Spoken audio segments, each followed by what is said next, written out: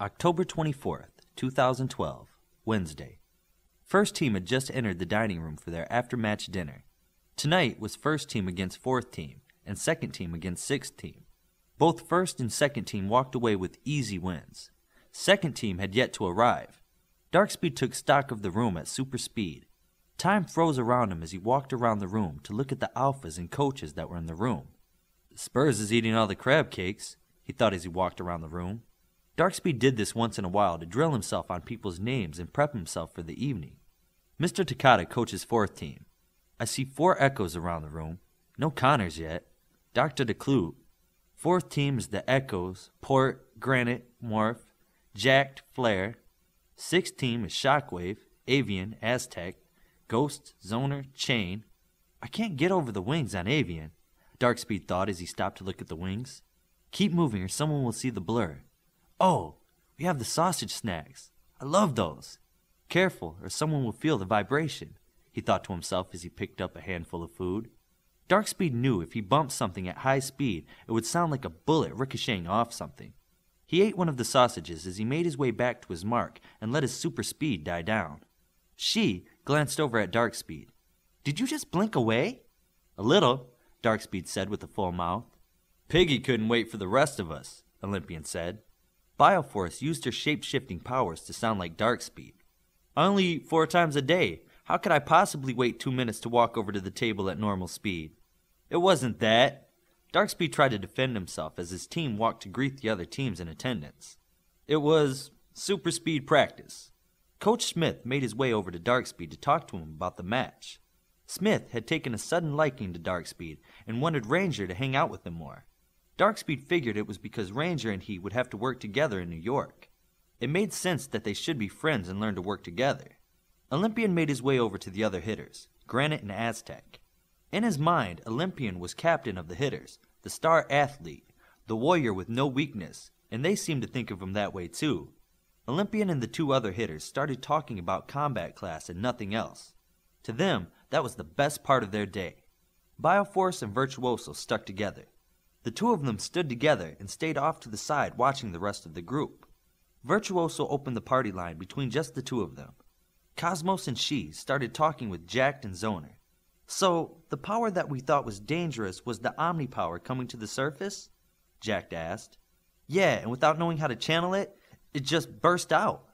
I'm just glad no one got hurt, Cosmos said. I remember reading your mind the time your power almost went off in the game room. I first felt the panic, like you were having a heart attack or something, Zoner said. You see what I see? Virtuoso thought to Bioforce. Half-dressed Russian girl talking to Joseph? Bioforce thought back. Exactly, and I hear second team's thoughts. They'll be here in less than a minute. Jacked is not exactly dressed modestly, but at least she's covered. What is it with the Russian girls? I knew some that visited Germany and they weren't all dressed like that. I don't get why Orbit and Zone are dressed like that. I hear boys' thoughts too. I know why. Really? What does John think about when he sees Orbit? Not that bad. He's actually kind of shy about what he sees. Shy? Our Olympian shy? He may roll the hitters, but don't let the bravado fool you. He's a mama's boy to the core. Look, they're here, Bioforce thought as she looked at the door. Second team walked into the lobby of the hotel and made their way to the dining area. Eclipse walked straight toward Olympian and the hitters. Ranger went to his father in Darkspeed. Ion tagged behind Ranger. Wave and Caution waded into the rest of the crowd, while Glimmer stopped and stood where she was. What's she doing? Bioforce thought to Virtuoso. She's using her super hearing to listen to what Zoner and Jacked are saying to Joseph. She's trying to see if it's innocent or if those girls are making moves. Bioforce laughed out loud. That's hilarious. What is? Making moves on Joseph. He's such a baby. Joseph will be 12 soon, and she just turned 13. The age spread isn't that bad. Didn't you have to dress him for our vacation? Sure did. Quiet, she's going over. What's she thinking? She thinks it looks innocent, but I'm seeing a big jealous streak in her. She's suppressing bad thoughts about how she feels about the Russian trash next to her boyfriend, Virtuoso thought to Bioforce. Good evening, Cosmos, Glimmer said and then asked the others near him. Girls, would you mind if I stole Cosmos away for a moment? Glimmer took Cosmos by the hand. Sure. Oh, one last thing. My mother wanted to do another enrichment on Saturday. Would you go? She asked.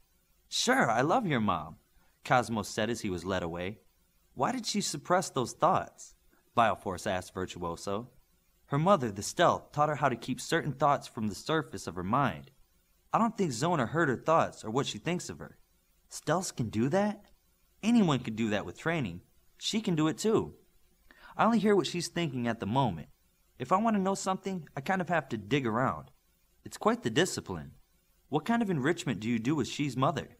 Glimmer asked. I'm using my building power, my Omni power, to help her make the next generation of Bishamon Sentinels. It's really cool work. Virtuoso teleports me there for half a Saturday. Dr. Noguchi usually takes me out to lunch somewhere in Tokyo. It's a good day away from here, Cosmos said. Maybe Dr. Noguchi thinks you would make a good addition to her family. What? No way! That would break Connor's first rule, and Shogun would break me, Cosmos said quickly. What do you mean first rule? Connor's told us no dating between team members, period. And Shogun said the same thing?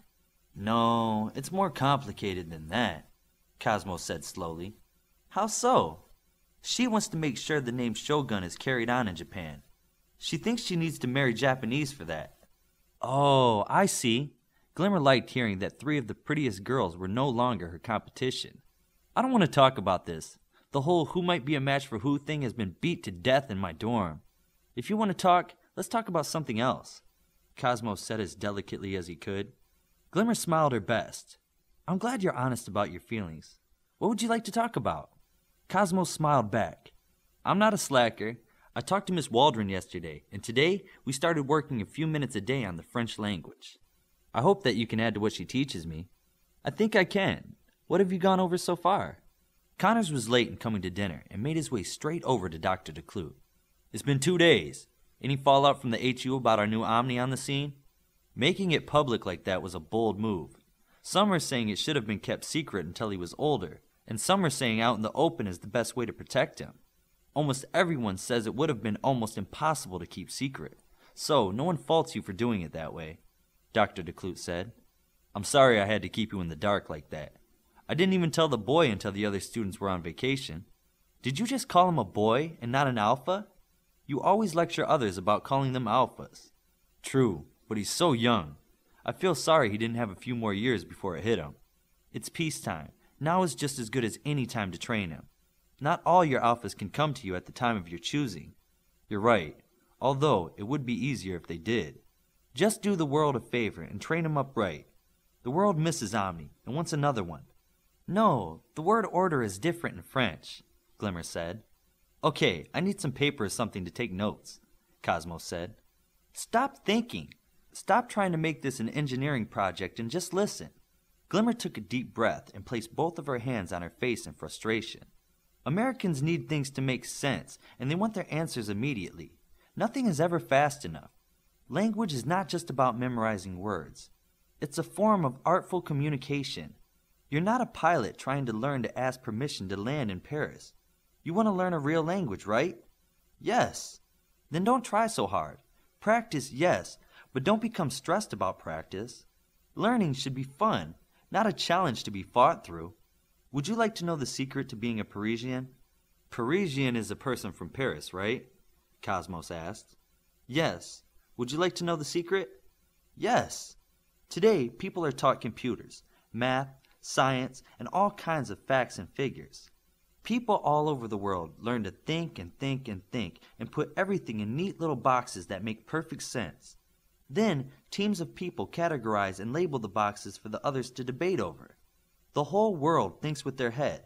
When you stop and learn to think with your heart, you're a Parisian. Slow down and listen to the language and it will come to you. Cosmos had never heard Glimmer passionate about something before.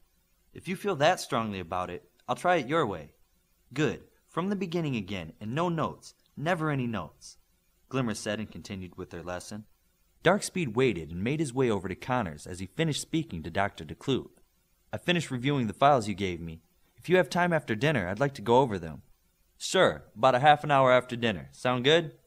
Connors asked. Sure. Good. Excuse me, Connors said as he left Darkspeed and approached Cosmos.